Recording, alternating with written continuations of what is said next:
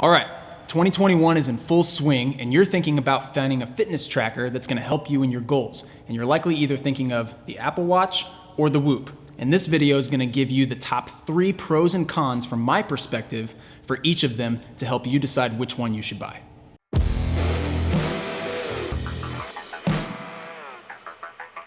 What's up everybody? Welcome back to another episode of Excellence in Motion. My name is Caden Sloan and I'm here to inspire you to achieve your potential through movement.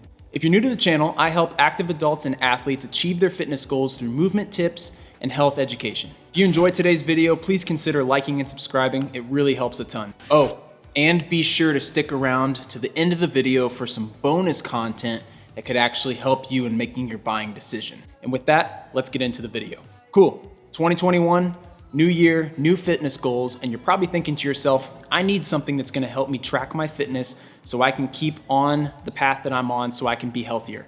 And 2 companies come to mind for a lot of people. One of those is the Apple Watch, and the other is a Whoop.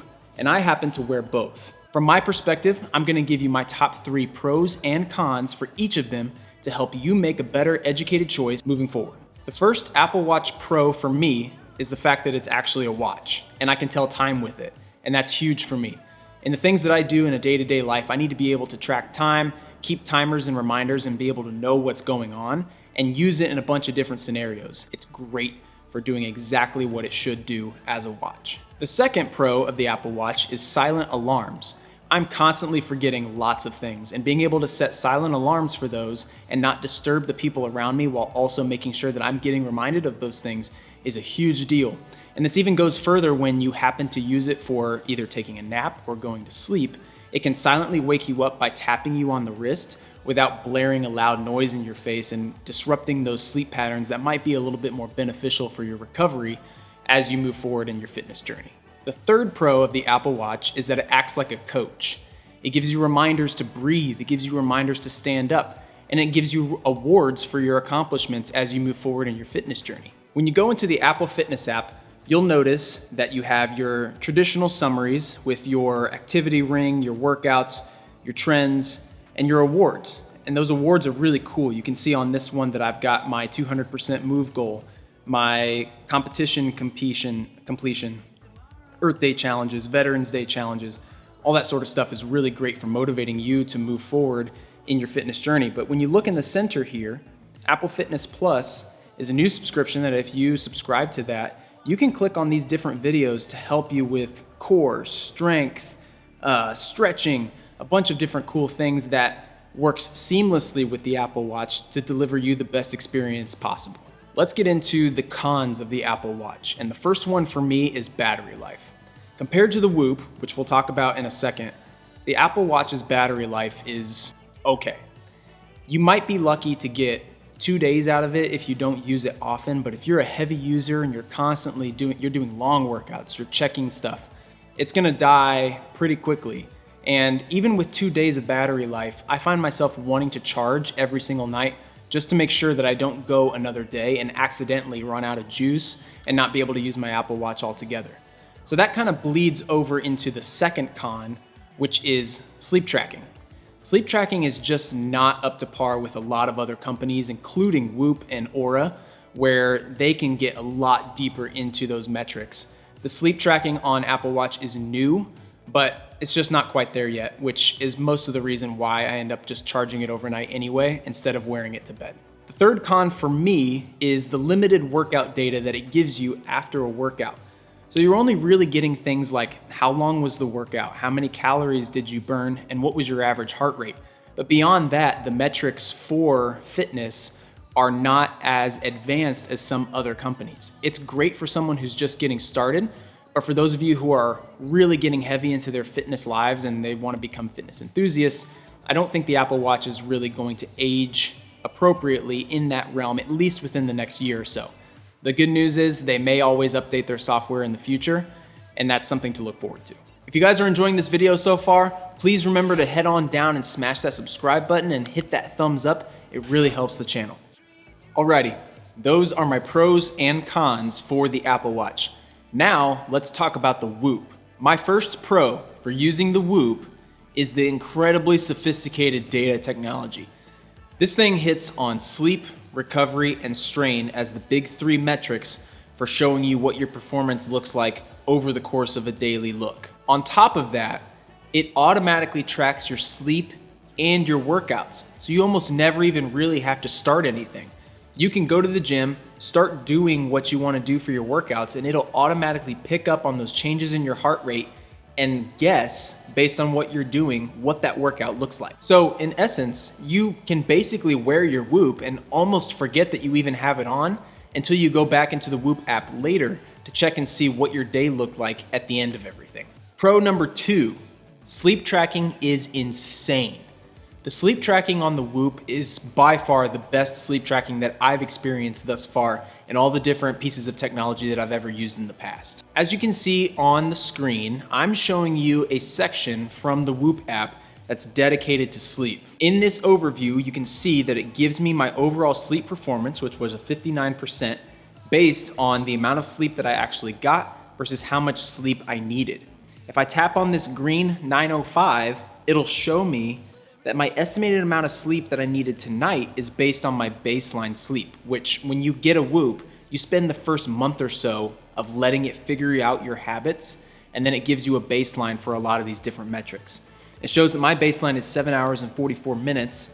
My recent strain is up to 0.18 minutes, well, that's 18 minutes of strain, which adds the amount of sleep that I'm gonna add to what I need for the night.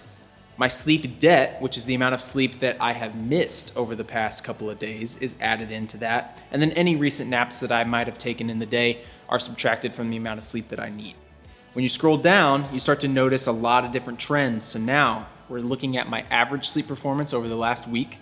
This graph is awesome for being able to see how much did I need versus how much I got. And you can start to notice trends between healthier days and not so healthy days. And then lastly, you start to see your sleep consistency. The ability of Whoop to track your sleep and do it in a very succinct and sophisticated manner is awesome, and I love it. My third and final pro for the Whoop strap is the fact that it is meant for 24/7 wear, and its battery life is nuts. You can have this thing on a full charge for somewhere between 4 and 5 days without having to charge it. But here's the kicker. When you do need to charge it, you don't even have to stop wearing the Whoop. The charger for the Whoop strap is actually a mobile charger. So you charge it separately on its own, and then you slide it onto the Whoop strap and wear it with you wherever you go. So you can even work out while your Whoop strap is charging. So now that we've talked about the pros for the Whoop, let's talk about the cons. And my first con for the Whoop is the fact that it's not a watch. You can't tell time or do anything with it really other than track your fitness. Which is fine because that's what the Whoop is meant to do, and it does it very well. And it's also the reason why I wear an Apple Watch at the same time. My second con for the Whoop is that it's relatively difficult to customize. As something that you're using as an everyday wearable, you want it to be easy to customize to fit your personality and to fit each situation that you're gonna be in throughout the day. With the Apple Watch, this is really easy. They make it super simple to be able to unclasp some of those wristbands and slide new ones on in a snap. With Whoop, it's a little bit different. With the Whoop strap, you can change colors and you can customize it to fit your personality, but it's a little bit more difficult to make that happen.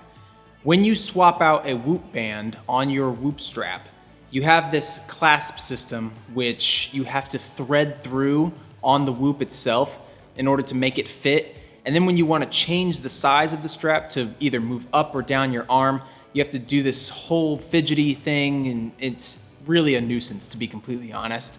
That's one of the things that for me, I wish was a little bit easier and simpler to change so that the experience with the Whoop is that much more enjoyable. My third and final con for the Whoop is the fact that it is a subscription model. With the Whoop, you get the Whoop strap for free, but you pay a monthly subscription to use the service in order to obtain all of that data.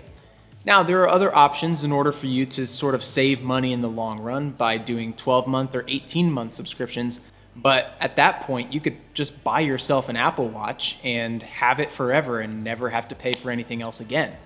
So it really boils down to what are you using that data for and how valuable is it to you? So there you have it. Those are my pros and cons for the Apple Watch and the Whoop. And hopefully by listening to those, you can make a better decision about which one is best for you. If you're like me, you may end up buying both and using them both in a way that's going to allow you to optimize what you do with the health data that you want to track. Now, for that special thing that I told you to stick around for at the very beginning of the video, in the description below, there's going to be a link to Whoop. When you click on this link, it'll take you to Whoop's website and it'll walk you through the process of purchasing your first Whoop strap.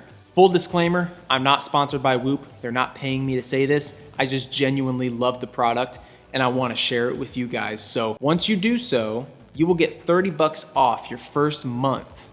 That's incredible. That gives you that entire month to be able to see if you enjoy Whoop to begin with.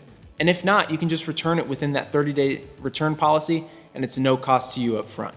Thank you all for watching. Please make sure you hit that like button, the subscribe button, and the bell notifications so that you can be notified every single week when a new video pops up. And let me know in the comments, which one are you gonna buy? Are you gonna purchase the Whoop? Are you gonna purchase the Apple Watch? Or are you gonna do both? I'm really interested to know and I'd love to see what you guys think. And until then, go out, do good things, and don't forget to move. I'll see you guys next time.